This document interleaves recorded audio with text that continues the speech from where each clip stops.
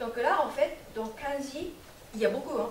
Et la plupart de kanji, ils sont combinés, comme ça. Donc après, une fois qu'on apprend les premiers groupes, les deuxièmes groupes, après c'est une combinaison, donc c'est plus facile à apprendre en fait. Même si on ne connaît pas ce kanji, en regardant la bouche plus oiseau, on a quand même une petite idée de ce que c'est. Après, dans le contenu, on peut deviner. Donc il y a beaucoup de kanji qu'on peut deviner, mais après, comment ça se prononce, ça c'est autre chose. Donc, parce que toutes les phrases, tous les mots, on peut écrire en hiragana. Donc, quand on ne connaît pas, on peut écrire en hiragana, tous les kanji.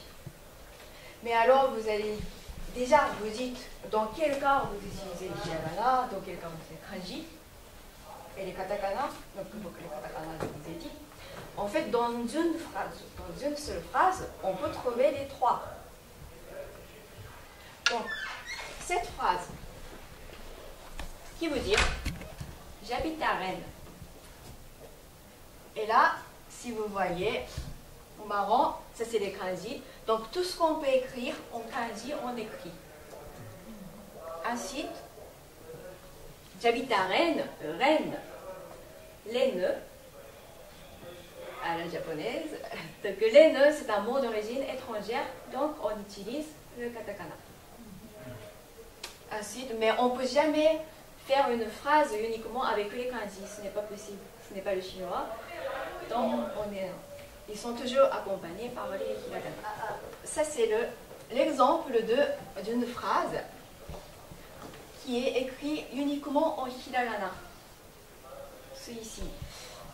Vous constatez quelque chose, peut-être? Oui. C'est super long. Et ce n'est pas un mot.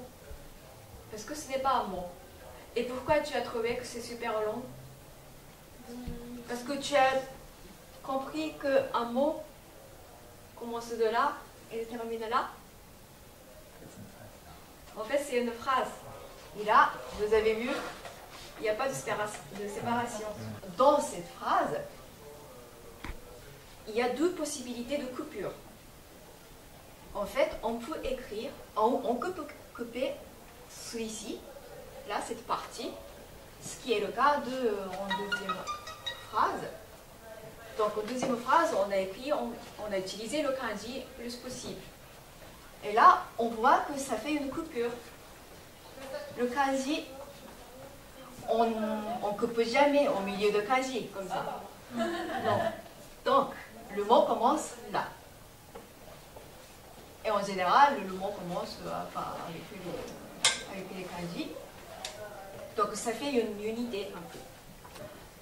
Et quand on coupe ici, ça veut dire koko de wa kimono o nuide kudasai. C'est-à-dire, enlevez vos vêtements ici. Donc, il y avait une affiche en fait, juste en hiragana. Les gens qui ont lu, ils ont commencé à se déshabiller. Mais en fait, le maître de lieu qui voulait demander, en fait, lui, il voulait couper là. Koko de hakimono o nuide kudasai. C'est le cas de cette phrase. Donc, ha, qui était écrit en hiragana en première phrase, en fait, c'est écrit en kanji. Donc, on sait qu'en fait, le mot commence là. Donc, en utilisant les kanji, ça sert à la séparation, c'est plus lisible pour nous. Et les enfants, ils vont écrire, comme ils ne savent pas encore beaucoup de kanji, la plupart des phrases sont composées avec uniquement les hiragana.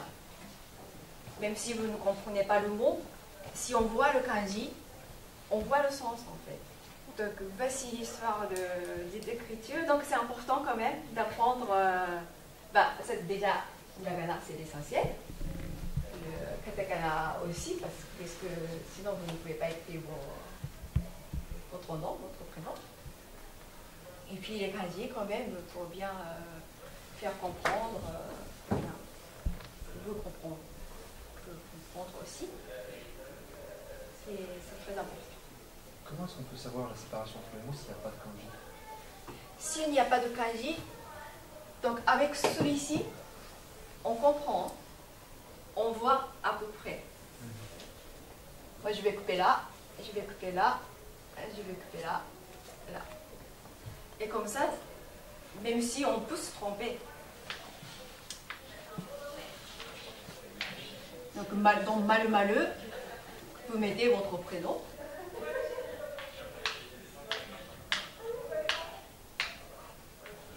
Voilà, watashi wa, donc là j'ai mis mon prénom, Kyoko desu. Déchiffrons. Donc watashi, ça veut dire je. Ensuite, wa, ça s'appelle une particule. Particules, il y en a plusieurs, mais particules, ce sont des petits mots qui ne veulent rien dire tout seul. Donc, wa tout seul, si vous dites wa, personne ne comprend en fait. Mais il indique le mot, enfin, il indique le rôle du mot qui suit. Donc, c'est-à-dire, la particule wa, il indique le thème de la phrase.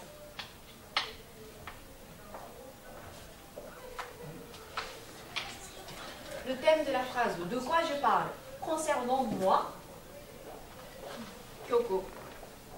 Ça fait je suis Kyoko. Et des, c'est la marque de politesse.